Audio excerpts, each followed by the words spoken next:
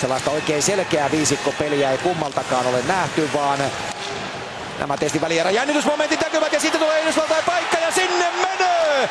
Dustin Brown iskee Yhdysvalloille 1-0, kun venäläispuolustajat sekoilevat täydellisesti omalla alueellaan. Ja katsokaa, sieltä tulee suoraan Konstantin Kornejevin syöttö Dustin Brownille. Ja niinpä tämä Los Angeles Kingsin pelaaja pistää kiekon varmasti häkkiin ja peli on 1-0 Yhdysvalloille. Dustin Brown maalin tekijänä. 2005-2006, 152 pistettä. Ja sitten tulee maali ja sen tekee Ilja Kovaltsuk.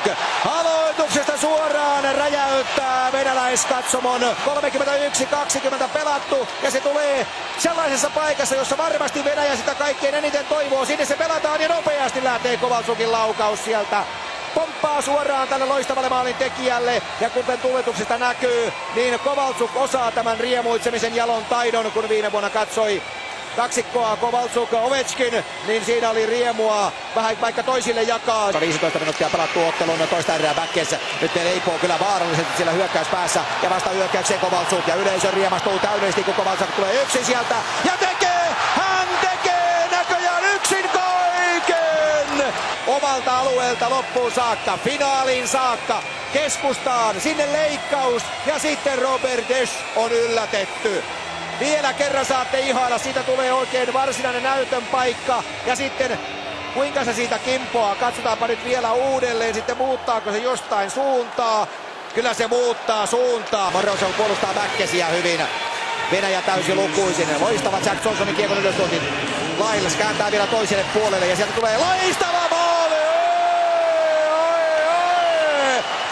Bosa tasoittaa pelin. Katsokaa vielä, Lyles jakaa toiselle puolelle sieltä aivan maaginen syöttö suoraan tyhjään paikkaan ja peli on 2-2. Se on Ron Hainsey, joka tarjoilee sieltä paraatipaikalle ja Bosa tasoittaa ottelun 1-1. Siinä puolustajalta kyllä ilmiömäinen pelin luku. Puoli minuuttia vielä on aikaa Venäjällä ylivoimaa ja siellä on tiimispakka jälleen edessä. Radulov hakee paikkaa, pelaa Nikulinille. Nikulin, Radulov, vajaa 2 minuuttia peliä kädellä. Radulov ja hän tekee sen maalin.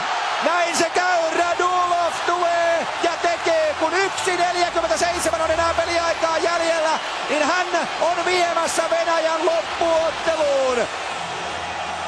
Onpa dramaattista. 22-vuotias Ufan pelaaja saa täällä täyden myrskyn aikaa. Nikulin tarjoilee siihen Raduloville. Tämä tulee siihen laukojan paikalle ja muutamat liikkeet ja sen jälkeen hän pystyy ohittamaan Robert Deschin. Laukaus lähtee sielta. Se tulee erittäin pahasta paikasta, kun Robikov on maalin edessä ja kimpoaa häkkiin ja peli on Venäjälle 3-2. Kovaltsuk tyhjä maali odottaa. Kovaltsuk vetää päin Lylesia. Vajaa puoli minuuttia peliaikaa jäljellä. Venäjä kiinni loppuottelu paikassa.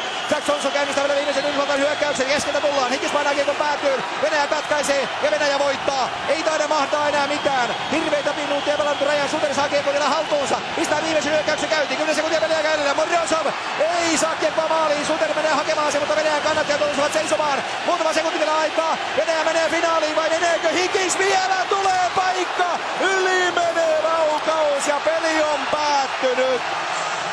Huikea jännitysnäytelmä on päättynyt.